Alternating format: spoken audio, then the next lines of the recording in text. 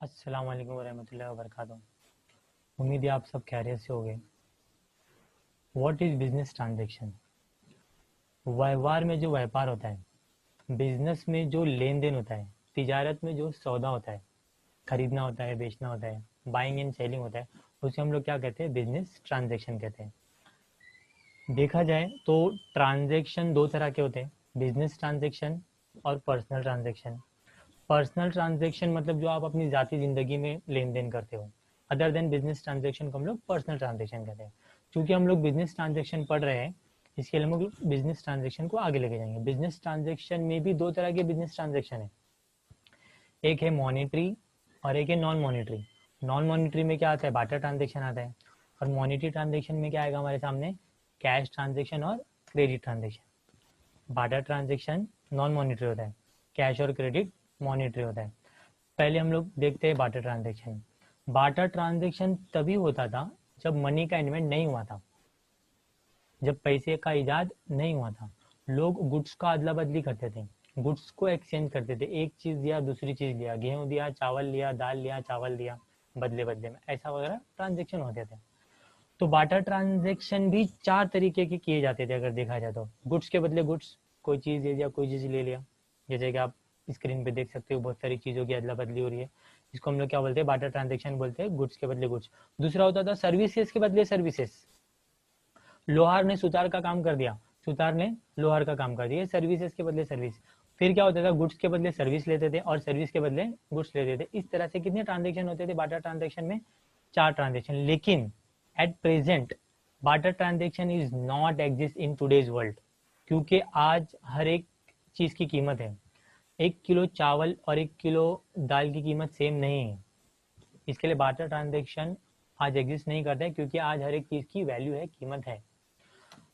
ये था हम लोग का नॉन मॉनिटरी जो वाटर ट्रांजेक्शन था। अब हम लोग आएंगे मॉनिटरी ट्रांजेक्शन में। मॉनिटरी ट्रांजेक्शन में सबसे पहले ट्रांजेक्शन है हमारे पास है कैश ट्रांजेक्शन।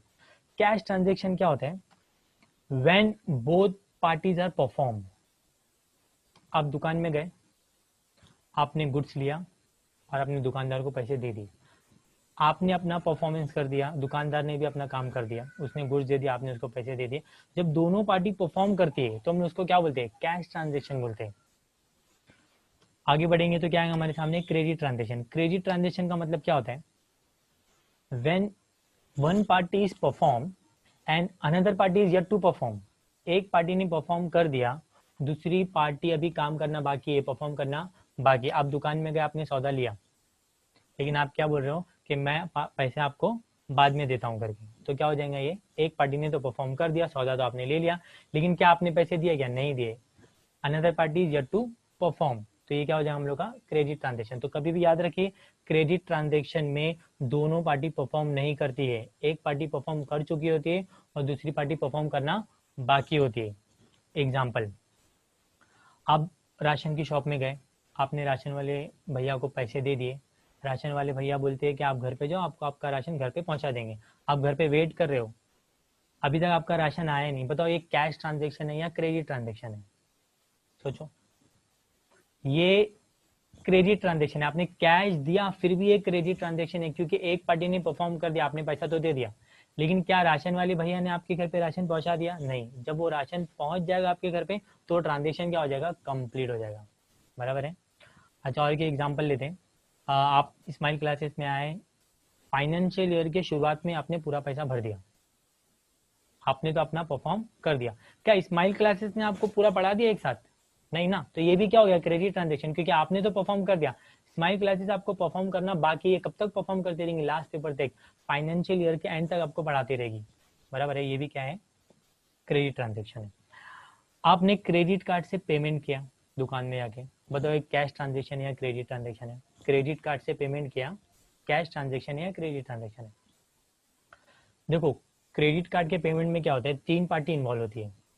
मैंने जिस दुकान में, जिस शॉप से मैंने सामान लिया वो, दूसरा मैं जो बैंक का कार्ड यूज कर रहा हूँ वो। मैंने तो क्या किया? दुकान वाले से सामान लिया, क्रेडिट कार्ड से पेमेंट कर दिया, मैंने अपना पैसा दुकानदार तक पहुंचा दिया, दुकानदार ने भी परफॉर्म कर दिया, उसने गुड्स भी मुझ तक पहुंचा दिया। तो दुकानदार और मेरे बीच में क्या हो जाएगा? Cash transaction. लेकिन बैंक और मेरे बीच में क्या हो जाएगा? क्रेडिट ट्रांजेक्शन, क्योंकि बैंक ने तो परफॉर्म कर दिया, मैं बैंक को पैसा देने का भी बाकी, क्योंकि यहाँ पे 3 पार्टी है तो दुकानदार और मेरे बीच में क्या हो जाएगा, कैश ट्रांजेक्शन। बैंक और मेरे बीच में क्या हो जाएगा, क्रेडिट ट्रांजेक्शन। बराबर है। अच्छा, एक चौथा क्वेश्चन में करने जा रहा हूँ क्रेडिट ट्रांजेक्शन से रिलेटेड, इसका जवाब आप लोग सोच के जरूर कमेंट में बताइएगा। मैं दुकान में गया, पैसे वगैरह कुछ भी नहीं दिया मैंने, सिर्फ मैं ऑर्डर दे के आ गया। बताओ ये कैश ट्रांजेक्शन या क्रेडिट ट्रांजेक्शन है? इसका जवाब मुझे जरूर कमेंट में दीजिएगा।